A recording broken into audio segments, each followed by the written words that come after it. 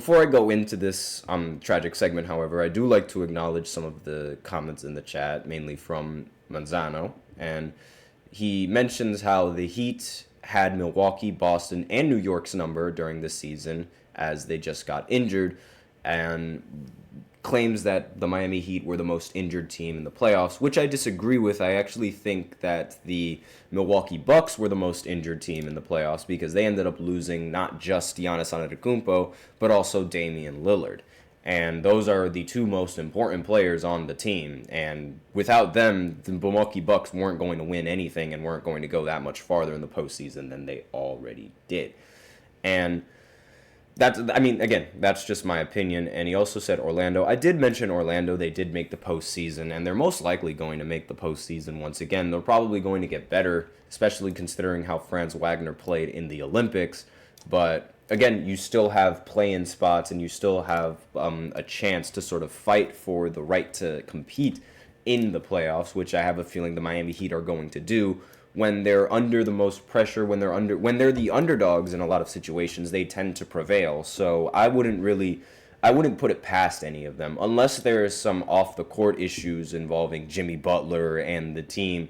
And considering how it's most likely that looking like Jimmy Butler's last season on the Miami Heat, that's really the only concern that I'd have. But we do have an unfortunate segment that we do have to cover. As I'm sure you guys know, Shams ended up tweeting out earlier today that Dikembe Mutombo tragically passed away due to brain cancer. Nobody knew that he had brain cancer, but then again, with a lot of these celebrities, their private life, they really like to keep it, private. And you can't really expect that every single athlete is going to have, a randy dandy life after their time in the NBA. And there's going to be a lot of things that they would want to keep a secret, and there's going to be a lot of things that they can keep a secret now with, and since the media isn't going to be constantly on them like they are in the NBA season. I mean, Chadwick Boseman, when he ended up tragically passing away, nobody knew that he had cancer, but yet he was still acting and still being the Black Panther, Wakanda Forever. And I mean, with all of those, it's sort of like this is something that's just completely out of the blue. And Dikembe Mutombo, throughout his career, he's arguably the best defensive center in the history of centers, right next to Ben Wallace. I have a tough time in picking between those two centers on who is the best defender and which one of them had the best defense at the time. And I mean, one of the key differences between Ben Wallace and Dikembe is that Dikembe sort of struggled against Shaq. However, Ben Wallace didn't really struggle against Shaq, but that is a different story in of itself. One of the more underrated things about Dikembe Mutombo's career that immediately comes to mind was how on the 76ers, even though he was still one of the older players on the roster, he still ended up winning Defensive Player of the Year.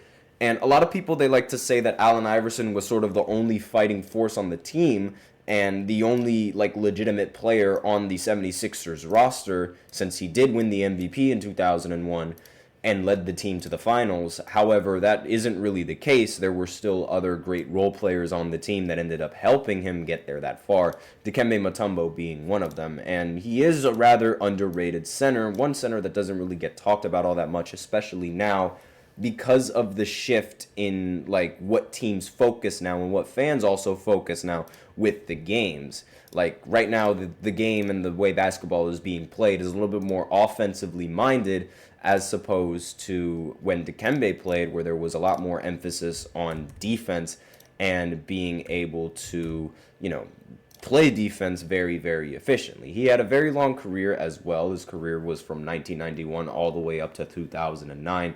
Played until he was 42 years old in the NBA. And as I said, his career stats and his career averages in terms of points production aren't really all that and aren't really that impressive. The highest points he scored in a season was average in a season, was 13.8 points per game. Actually, 16.6 points per game, and that was as a rookie. He also became an all-star player as a rookie for Denver, but his most popular and his most iconic moments were his time with Atlanta and the defense that he brought to Atlanta. And I mean, On Denver, he did end up averaging 4.5 blocks. Somehow, however, was only third in Defensive Player of the Year award rankings, but he did end up winning Defensive Player of the Year back-to-back directly after that season of averaging 4.5 blocks, despite not even averaging 4.5 blocks anymore afterwards. But he was a very, very talented rim protector, arguably the best rim protector, and he played his role very well. He did exactly what he needed to do, and unfortunately he could not end his career with a championship, which is the only real stain on his legacy. But aside from that, he was a phenomenal defender, one of the best defenders of the time, and it's tragic to see that him, alongside other legends like Bill Walton and Kobe Bryant and Bill Russell, end up passing away in this recently. And I mean, you know, Kobe's had happened a couple of years back, and so did Bill Russell, but still, it's really sad to see these guys go.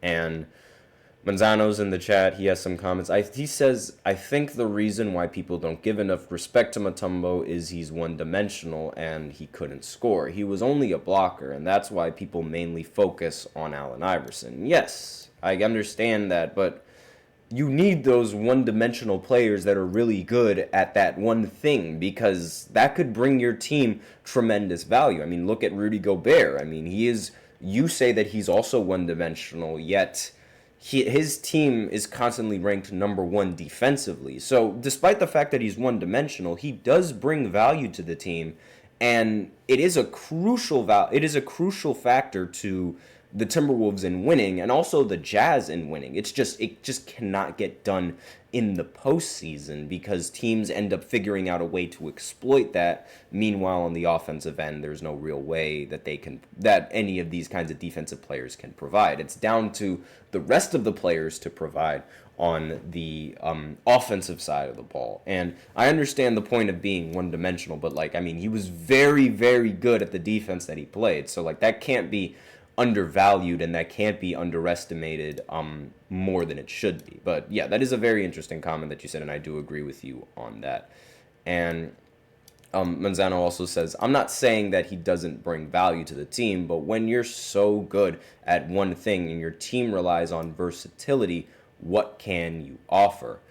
That's why you have so many other players on the team to offer that versatility. It's that's why it's a team sport. You have to have you have to have the role players, and you have to have those valuable role players in order to finally get you over the top.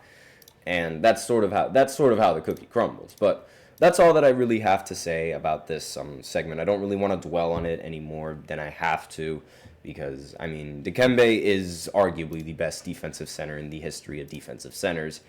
And that's a great way to go out, in my opinion. But again, it's really tragic that it had to happen so randomly like this. But aside from that, we are going to go ahead and go into the third segment, where we shift our focus to the WNBA and their playoff games that took place yesterday on Sunday, again at the same time during football games. So you're going to hear me rant about that again in the third segment. So I'll be right back after this short break. Be sure to stay tuned.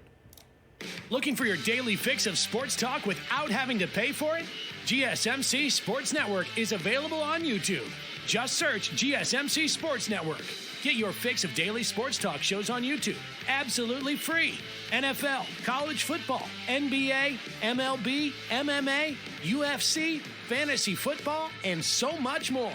GSMC Sports Network has shows running all day long, with new sports shows starting every 2 hours. Just like on your favorite cable sports channel, except GSMC Sports Network is absolutely free. Just search GSMC Sports Network on YouTube to catch one of your new favorite shows, like the GSMC College Football Podcast, Chip Shot Football Podcast, Hoops and Heels Women's Sports Podcast, GSMC Basketball Podcast, and so many more.